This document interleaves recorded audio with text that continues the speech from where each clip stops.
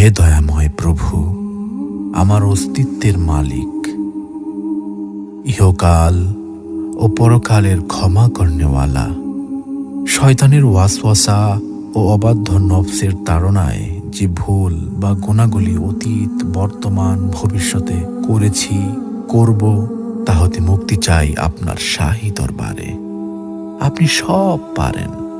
আপনি দিনকে রাতে পরিণত করতে পারেন, আপনি রাতকে দিনে পরিণত করতে পারেন। আপনার কুদরত ও ক্ষমা সব কিছুর ঊর্ধ্বে। আপনি কারো কাছে জবাবদিহিতা করেন না। আপনি রাজাধিরাজ।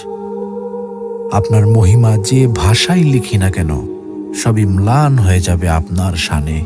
পাপের ভুবনে পাপে পূর্ণ আমি, শত সহস্রবার ভূপৃষ্ঠে কপাল ঠেকিয়ে আপনার নূরের চরণতলে ক্ষমা চাই।